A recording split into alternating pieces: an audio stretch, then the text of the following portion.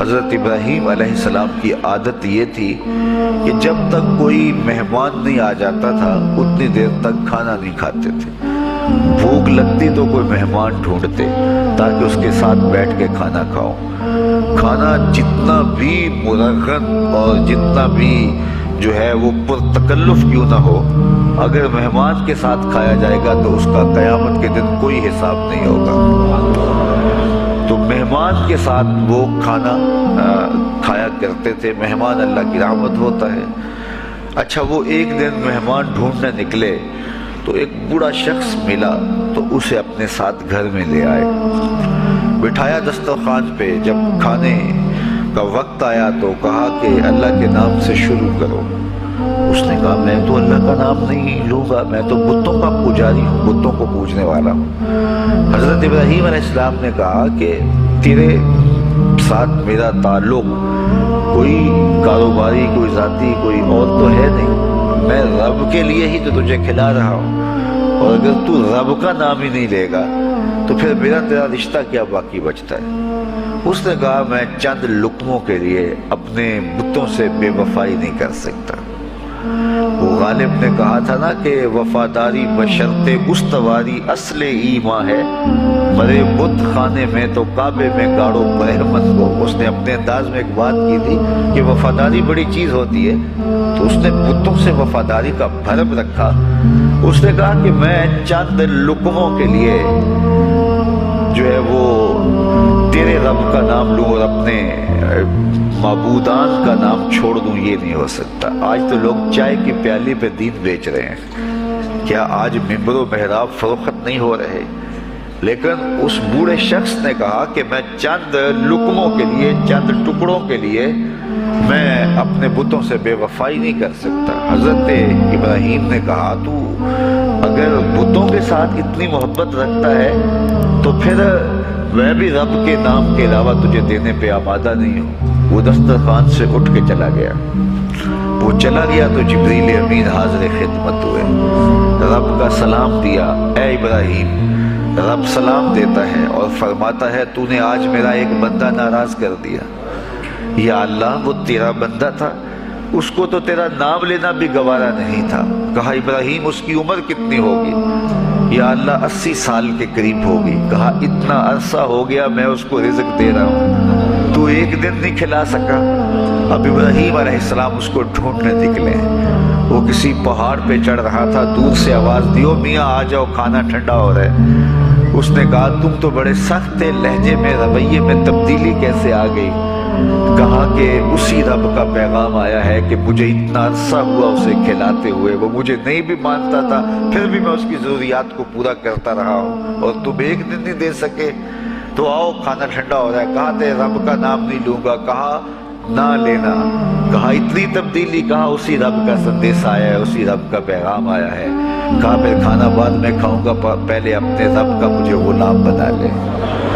تو کوئی مانے اس کو بھی دیتا ہے، کوئی نہ مانے اس کو بھی دیتا ہے، بلکہ دنیا کے اوپر کافروں کو زیادہ دیتا ہے۔ ایک روایت میں آتا ہے کہ اگر اہل ایمان کی دلجوئی کا لحاظ نہ ہو تو کافروں کے گھروں کی سیڑھیاں سونے اور چاندی کی ہوں، لیکن یہ کہیں گے ہمیں تو مار ہی دیا ہے۔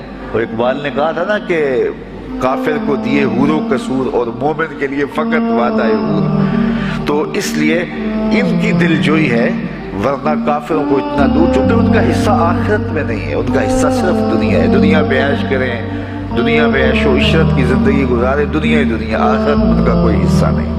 اور مومن کا آخرت میں حصہ ہے، اور دنیا کے اوپر جو تکلیفیں آتی ہیں ان تکلیفوں کا بدلہ اس کو قیامت کے دن دیا جائے گا۔ بلکہ صحیح حدیث میں آتا ہے کہ جب اہل بلا کو ان پر آنے والی مصیبتوں کا صلہ دیا جائے گا تو لوگ آرزو کریں گے کاش ہمارے بدن کو لوہے کی کینچیوں سے کاٹ دیا ہوتا، اور دنیا کے اوپر ہمیں بھی تکلیفیں، اذیتیں، آلام و مصائب آئے ہوتے۔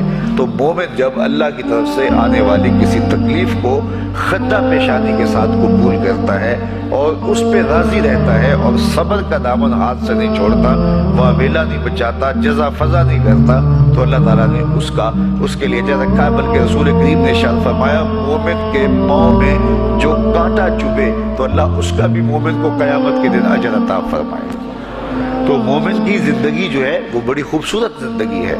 تو دنیا کے اوپر جو اسے مانتا ہے اللہ اسے بھی عطا کرتا ہے، جو اس کا انکار کرتا ہے اللہ اسے بھی عطا کرتا ہے، اس لیے کہ اس کی شان ہے کہ وہ رب ہے اور وہ سب کا لحاظ کرتا ہے اور سب کی ضروریات کو پورا کرتا ہے۔ پھر ہر شخص کی ضروریات الگ الگ ہے، میری ضرورت الگ ہے، آپ کی کوئی اور ضرورت ہوگی، اور سب کی ضرورت کا اس نے لحاظ رکھا ہوا ہے۔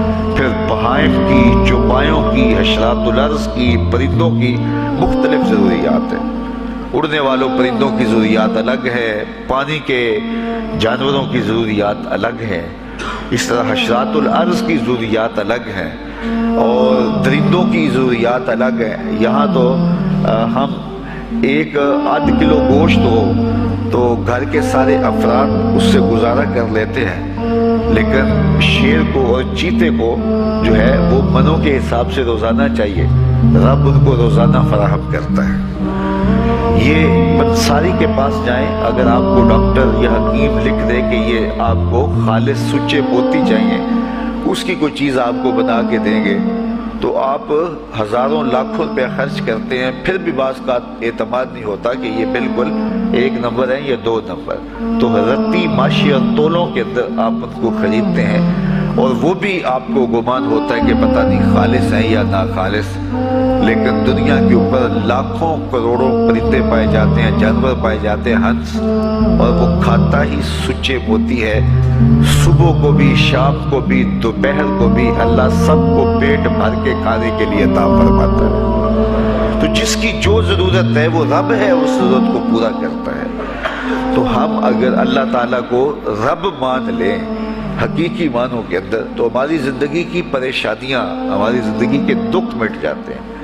مصیبتیں اس وقت آتی ہیں اور اس وقت پریشانی لگی رہتی ہے، دھڑکا لگا رہتا ہے کہ جب انسان جو ہے وہ سمجھتا ہے کہ میں ہی جو ہے وہ کچھ کرنے والا ہوں۔